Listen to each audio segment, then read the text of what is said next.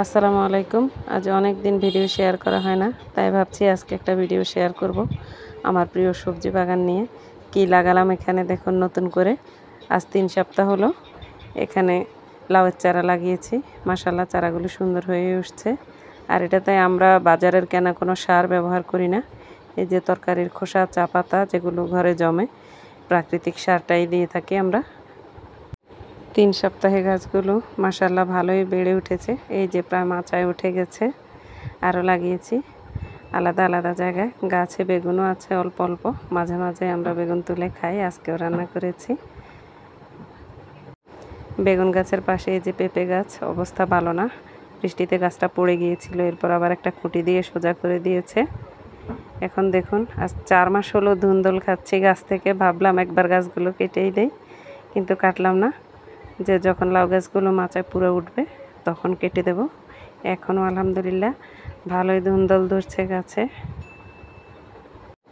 সপ্তাহে কয়েকবার করে তোলা যায় ধুন্দল, আর এই কচি ধুন্দলগুলো খেতে অনেক মজা লাগে। আছে দেখাবো আরও কিছু, যে মাছ আর তরকারি একসাথে আমাদের। একটু ওয়েট করেন, ধুন্দলগুলো দেখে নিন, এরপর দেখবেন। এই যে এখনও নতুন করে ধুন্দল ধরছে।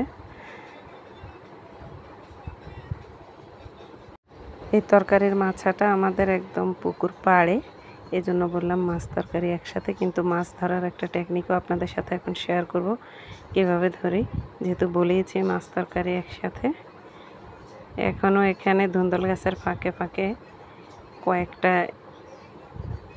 জালি কুমড়ার ডগা রয়ে গেছে। এই ডগাগুলি ভাবছি খেয়ে ফেলবো, গাছটা আর কেটে দিব না। নতুন নতুন ডগা গজায়, ওটা খেতে অনেক মজা, তাজা তাজা। এই যে কত সুন্দর, এখনও আছে ফাঁকে ফাঁকে। অনেক দিন খেয়েছি এবার তরকারি, বলেছি তো ধুন্দল খেয়েছি প্রায় 4 মাস, এখনও খাচ্ছি। জালি কুমড়া অতটা খেতে না পারলেও তো ডগা খেয়েছি অনেক দিন, এখনও আছে কিছু। এই তো আমাদের পুকুরের উপরে এবং সাইডে এই মাছাগুলো আমাদের। এই যে জবা গাছের এই দিক দিয়ে বেশি না, 5 সেকেন্ড সামনে হাঁটলেই আমাদের মাছ ধরার ইয়েটা দেখা যাচ্ছে। আপনারা দেখতে থাকুন। ধুন্দল দিয়ে স্লাইস করে গুঁড়া মাছ রান্না করলে কিন্তু বেশ মজা লাগে। এই যে এটাতে আমরা গুঁড়া মাছ ধরি, আমার বেশ ভালো লাগে। আপনাদের কেমন লাগে জানাবেন। তাজা তাজা গুঁড়া মাছে ইউনিক একটা স্বাদ পাওয়া যায়। আজ এ পর্যন্তই, আল্লাহ হাফেজ।